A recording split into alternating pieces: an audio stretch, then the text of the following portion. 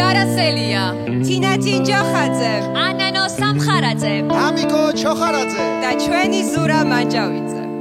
დახკარი დაფთაფებს ჯერ ასეძლიერად არავის უმღერია